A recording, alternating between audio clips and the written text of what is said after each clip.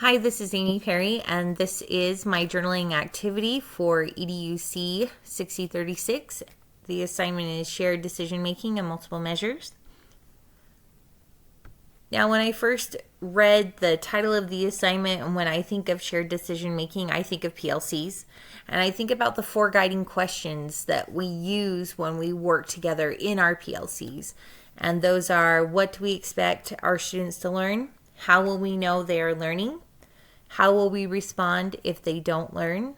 And how will we respond if they already know it? Now, looking at that first question, what do we expect our students to learn? It's important to determine a target as a team. And when I say a target, I mean learning targets. Now, the first part of that is collaboration. Collaboration is critical. Now, that doesn't mean that everybody's going to agree. That doesn't mean that you assign people different roles and that's collaboration. It means that each person is individually contributing to a shared goal or vision. So once you establish a culture within your PLC of collaboration, start with the standard. Look at it. Look at the standard and unpack it. Decide what your students would have to be able to know and do before they could learn, attack, and demonstrate mastery of the standard that you're looking at for this grade level. I know in my own experience as a teacher, I've gone to teach a standard, and as I've gotten into it, I've done a pre-assessment of their knowledge of the standard I'm working on, but I haven't looked at pre-assessment of that pre-learning, what they should have already had, and I find out that they're missing some pieces. Maybe they were gone for a week, maybe they were gone during the time period when they would have learned that in the previous grade, or maybe they just didn't understand it and kind of slipped through the cracks. It's kind of hard to pinpoint one reason, but it does happen. So that definitely needs to be looked at. And then as you unpack your standard, also look at what should your students know and be able to do to be able to demonstrate mastery of that standard. Now, the second question of the PLC model is, how will we know they are learning? And how will we know that they're learning? Well, we have to be able to measure that. So we need to look at developing assessments together as a team. Now, that's not just an end of the unit test. We need to talk about formative assessments so that we can make on-the-spot decisions as a teacher to kind of gauge where our students are, so that we're not moving on before we're ready, or that we're not giving them information that they already have down and we're kind of driving a nail in that's already as far in as it can go, and they're ready to move on. But developing formative assessments and purposeful questioning as a team will help us later on as we go back and we examine teaching practices when we look at data when we get back together. When we talk about assessments, it is so much more than multiple choice. If we're only looking at multiple choice assessments, there is a huge missed opportunity to look at authentic practice and to develop rubrics as a team and to calibrate our grading so that it's so we're pretty close in the way that we look at that, and to give our students some opportunities to demonstrate authentic application. Also, we need to make sure that the data is usable, that it's not just for a grade. If we're just assessing to put something in the grade book, then we've really missed the mark on what we should be doing. Now, can we put it in the grade book? Why not? It's a communication to the parents of where their students are at. However, if that's our only purpose and we're not using it to move our instruction forward as a team, then it's time wasted and an opportunity missed.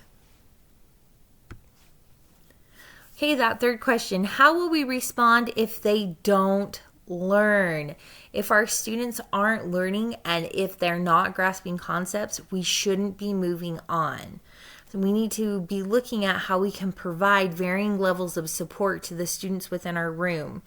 Now, and this is going to connect to multiple measures later on, but I know in the beginning of my teaching, I was on teams where we looked at just one measure, and I'm going to throw dibbles out there, and reading groups were determined by dibbles.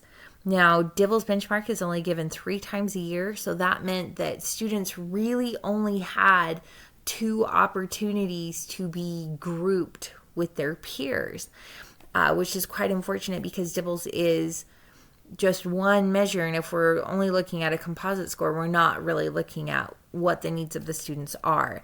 So we need to make sure, and this is what the teams that I've been on recently have done, but we need to look at flexible grouping to provide intervention based on formative assessments and observations.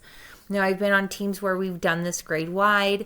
We've given weekly assessments to determine reteaching groups, because maybe we have a small percentage that need that, and so we would group the students, and those who needed that extra practice, we would have instructional aids, and maybe they just needed to hear it in a different way, and they would get that more small group environment that they needed, but they would be with peers from other classes. And then on the other end, you would have students who would need enrichment, application, and the opportunity to do more with their knowledge and to be pushed a little bit more. And you're able to do that with a classroom full of students when you do this grade-wide as opposed to just in your room. Now, on the other side, and I need to fix homeroom, but when you're just in your homeroom class, we shouldn't be waiting to when we can be with, when we can meet, we can analyze that data, and we can plan for the week before. We should be looking for opportunities within our classroom every single day. In Davis School District, we use a model called the continuous approach, where we're formatively assessing our students, and we're looking for students who need to be pulled back.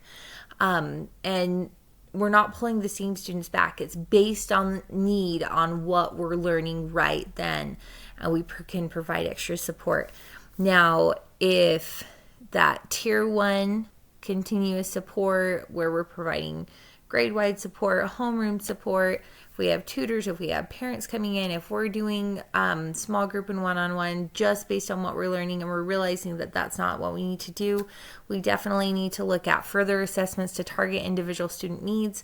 Now, before we jump to a,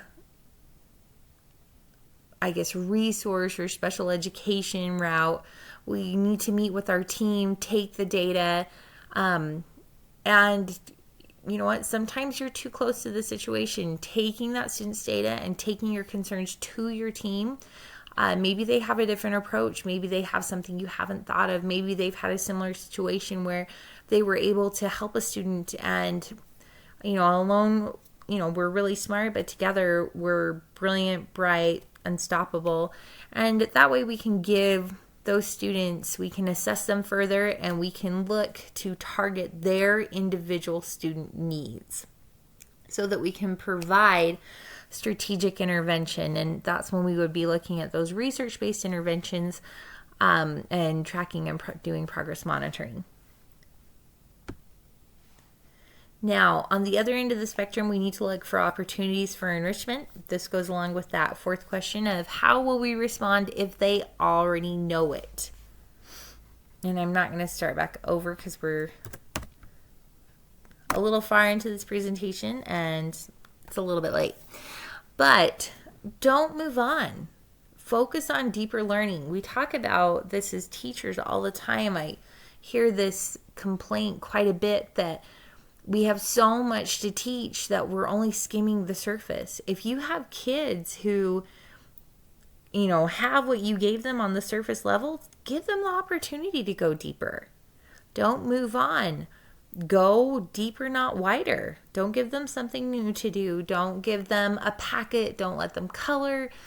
Give them an opportunity to really push themselves. Sometimes when we have these students in our class, our Parents might say, oh, well, they're just bored. Well, if they're bored, let's not give them more work. Let's give them an opportunity to really learn something and to really demonstrate their learning and understanding. And again, when we look at creating those opportunities for enrichment, come together as a team. We